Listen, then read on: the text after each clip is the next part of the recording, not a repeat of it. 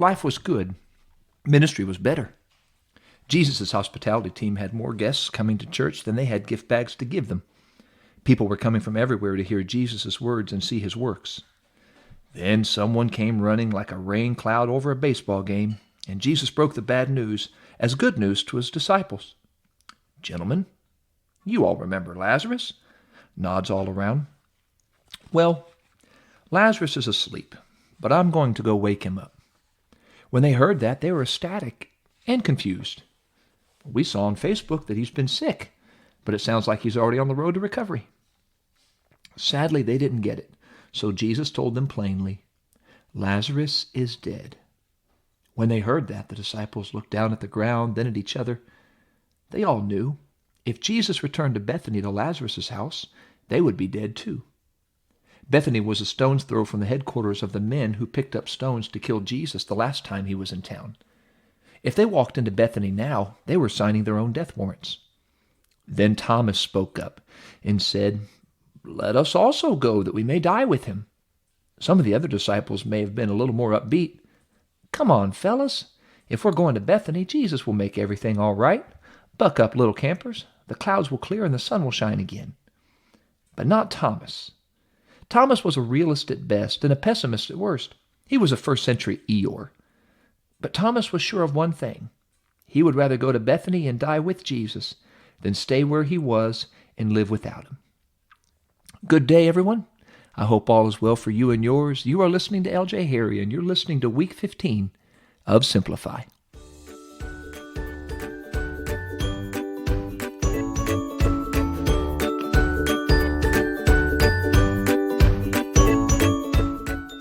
In this snapshot, we see Thomas's fierce loyalty and love for Jesus. Soon they all hoofed it to Bethany, where Jesus raised Lazarus from the dead. Somehow they eerily knew there was no going back.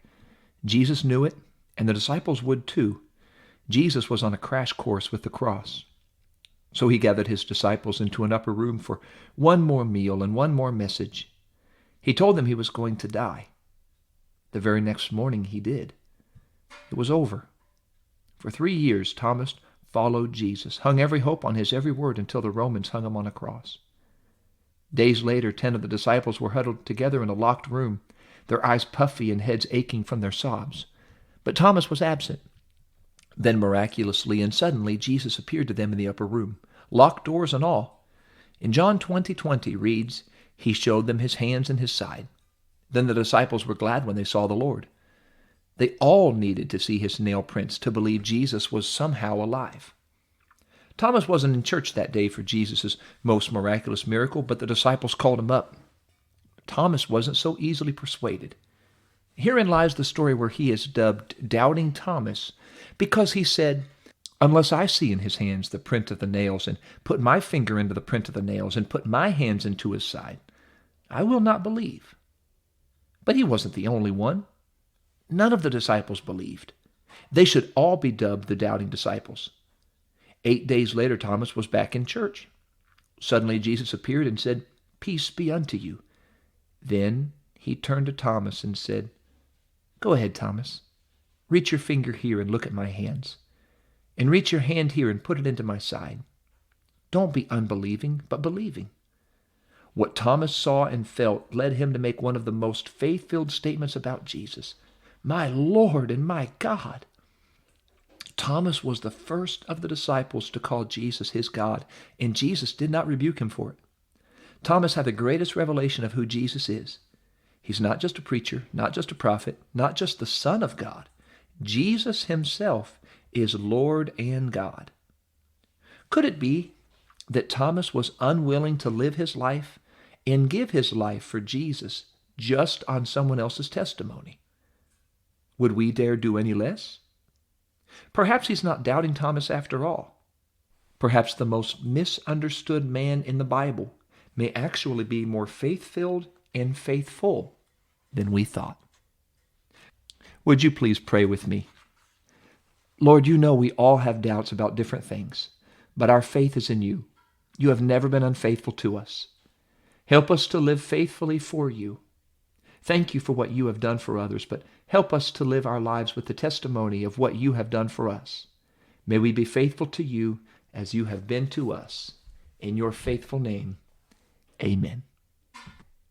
Hey, thanks so much for tuning into this episode. I hope it's been a blessing to you, especially in a time like this where I know a lot of people have a lot of doubts.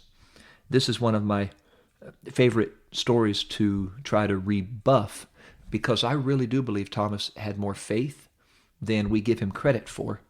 And I believe Thomas truly didn't want to go to the end of his life wondering the rest of his life if he was really going to give his life for Jesus if Jesus wasn't alive.